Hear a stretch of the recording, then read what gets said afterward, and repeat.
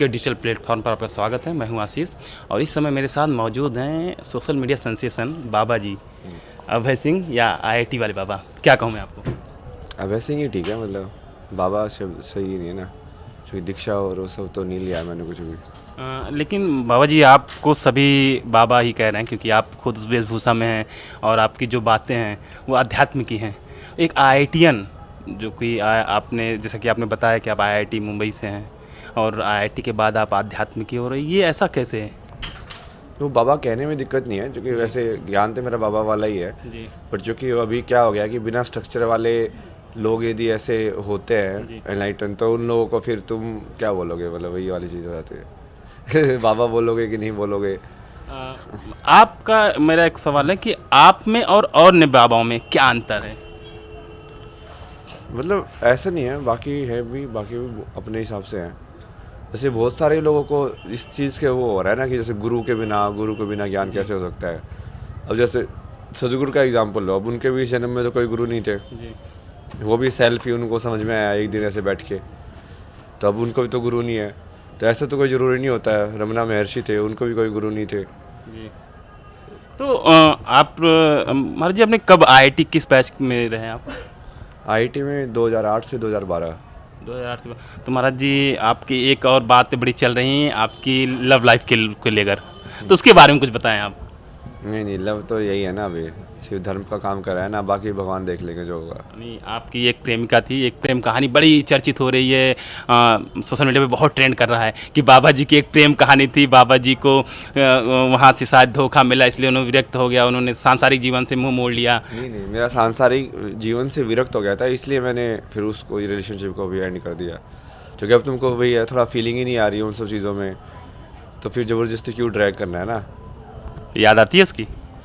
नहीं, वो ऐसा कुछ नहीं है ना, वो काफ़ी अंडरस्टैंडिंग वाली रिलेशनशिप थी उसमें। कभी बातें होती हैं? नहीं ना, उसका अपना फैमिली अपना वो सब। और जैसा कि अभी पता चला कि आईआईटी वाले बाबा जो हैं वो महाकुंभ छोड़कर चले गए हैं, ये बहुत बहुत रिमर उड़ रहा है कि नहीं वो अब यहाँ पे हैं ही हैं, नहीं वो भाग गए हैं, इसके उसको लेकर आप क्या कहेंगे? नहीं, कहाँ भाग गया, मैं तो यहीं पे था, कहीं नहीं भागा ना। पूरे टाइम यहीं पे था मैं तो, और जाना भी नहीं है ना, मैं भागने वालों में से नहीं हूँ ना।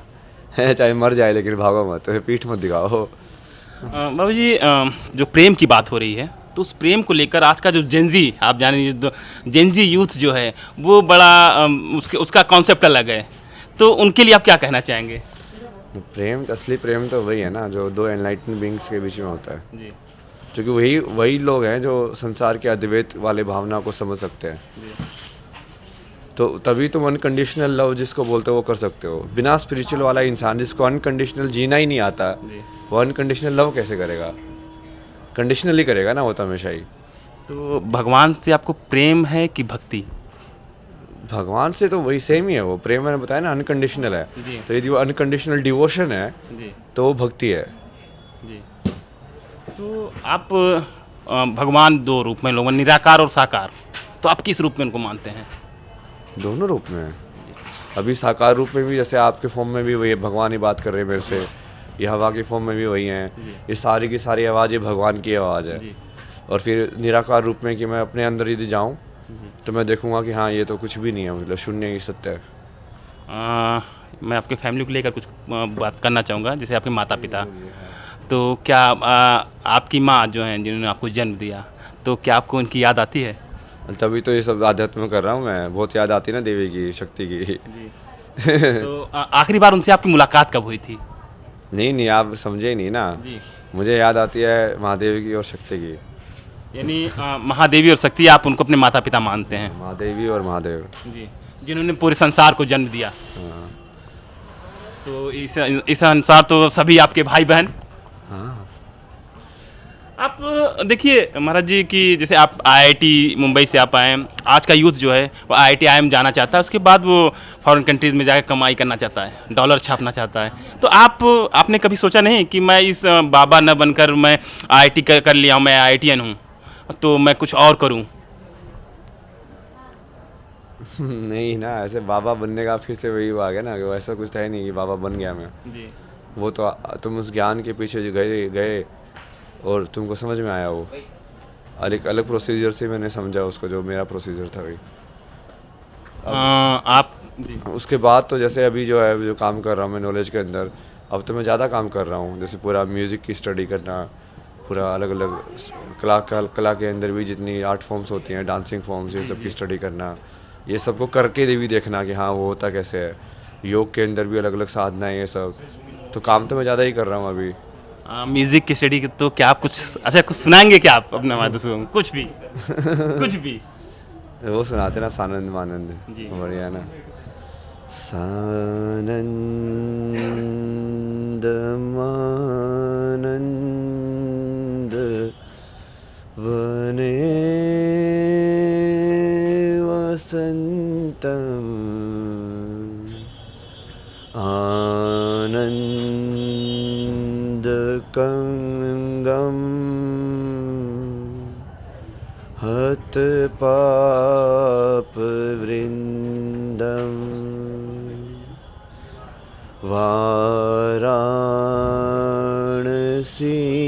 वाराणसीनाथ तव नाथ नाथम श्री विश्वनाथम शरणं प्रपद्ये। इसको अलग अलग तरीके से भी गा सकते हैं जैसे एक इसमें गाया ना मैंने, जैसे अलग उसमें गाओगे तो जैसे मैं यही करता रहता था बहुत टाइम, तो अलग अलग एक ही लाइन को या मंत्र को ना अलग अलग उसमें गाना। सानंद मानंद वने वसंतम आनंद कंगम हत पाप वृंदम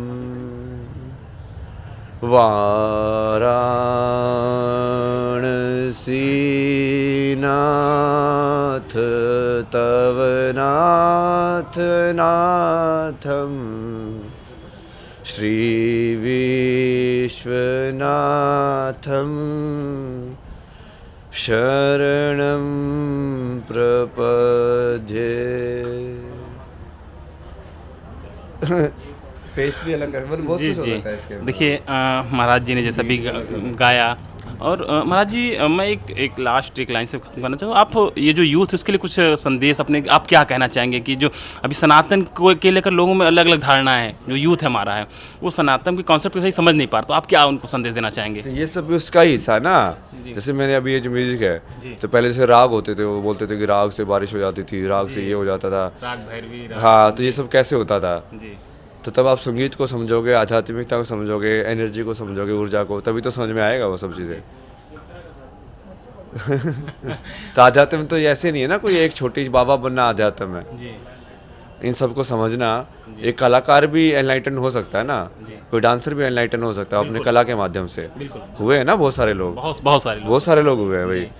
जो कितनी बढ़िया बढ़िया पोएम्स है, साउथ के अंदर ही मैं देख रहा था, वो कौन सा टेम्पल है वहाँ पे, उनकी जो मेन जहाँ से वो शुरू हुआ, उनकी जो पूरी फिल्म देख रहा था मैं कहानी की ना, तो उन्होंने कितनी बढ़िया बढ़िया रचनाएं की, जो ये कार्नाटिक म्यूजिक के जो इनको वो बोलते हैं स्टार्टिंग पॉइंट, जी जी वो सारे के सारे भक्ति में किए उसने रचना। तो देवी सरस्वती आई ना उसके पास समझने बिल्कुल, के लिए, वो सब बिल्कुल। चीज़ें आध्यात्मिकता से ही आई सारी। तो ये सारा जितना भी ये डांस फॉर्म्स हैं, बाकी जितना भी सारी की सारी चीज़ें वहीं से लिंक्ड है। तो वो सिर्फ एक चीज़ को मत मानो कि हाँ बाबा बन गया सब कुछ छोड़ दिया, नहीं नहीं। योगी को एक्चुअली में सबसे ज़्यादा ज्ञान होता है कि कौन सी चीज़ का कैसे उपयोग करना है, इसके तुम जड़ खा सकते हो, इसका तुम ये खा सकते हो, इसका ऐसे यूज़ कर सकते हो, उसका वैसे यूज़ कर सकते हो। कम ज्ञान नहीं होता उनको, ज़्यादा ज्ञान होता है बल्कि। बाबा जी योग क्या है?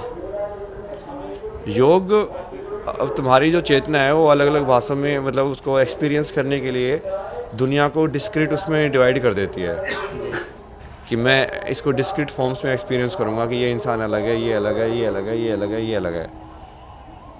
ऐसे वो साइकोलॉजिकली भी आप देख सकते हो रिश्तों के अंदर कि हम समझने के लिए उसको कि हाँ ये तो माँ है, ये बाप है, ये गुरु है, ये ऐसा फ्रेंड है, ये दोस्त है, मतलब ये वैसे साथ में है, या फिर वैसे रिलेशनशिप मान लो जो प्रोफेशनल हम बोलते हैं।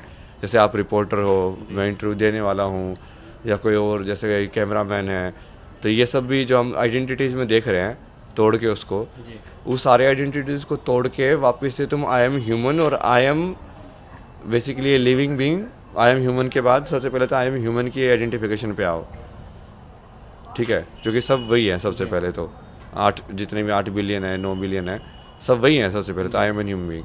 फिर उसके बाद क्या बोलोगे, I am a living creature, ताकि वो एनिमल वाले उसमें भी इंक्लूड हो जाए कि तुम उससे अलग नहीं हो, तुम उससे पार्ट का हिस्सा हो, लिविंग बीइंग या लिविंग क्रिएचर जैसे भी बोलोगे उसको। और उस आइडेंटिटी के बाद तुम फिर सिर्फ आई एम लाइफ में आइडेंटिफाई करोगे। आई एम लाइफ में आइडेंटिफाई करना मतलब आई एम सोल में आइडेंटिफाई करना, तो वहाँ पे जब तुम जाओगे वो योग है, मतलब कि तुमने एक कर दिया उसको। बाबूजी अध्यात्म किसे कहेंगे? यही तो है अध्यात्म, पूरा समझाया था आपको। इसी चीज़ को समझना है, उसके अलग अलग माध्यम है, आप बहुत सारे माध्यम से समझ सकते हो। क्रिया योग है, भक्ति योग है, कर्म योग है, ज्ञान योग है, ये भी डिवाइड करने के कैटेगरीज हैं। वैसे तो किसी भी चीज़ को पकड़ लो, उसको करते जाओ तो योग हो ही जाता है। आपसे बात करने का मन और कर रहा है, वो बातें ख़त्म नहीं हो रही हैं, सवाल ख़त्म नहीं हो रहे हैं, ये हो रहा है कि आपसे मैं कितना बात करूं, लेकिन समय की कमी है। और फिर से हम एक बार ज़रूर मिलेंगे। ये हमारे साथ IIT वाले बाबा भव्य सिंह थे, और जिनके साथ इन्होंने कई बेबाकी से कई सवालों के जवाब दिए, और जिनका आप सभी इस समय जो पूरी अब इस समय महाकुंभ क्षेत्र में ही नहीं, हर जगह सिर्फ इन्हीं की चर्चा हो रही है। इनको लेकर लोग इतना क्यूरियस हैं, इनके बारे में जानना चाहते हैं, ये क्या सोचते हैं, क्या करते हैं। तो हमने इनसे बात की, और आगे की भी चर्चा जारी रहेगी, और महाकुंभ से जुड़े सारे अपडेट्स हम आपको देते रहेंगे।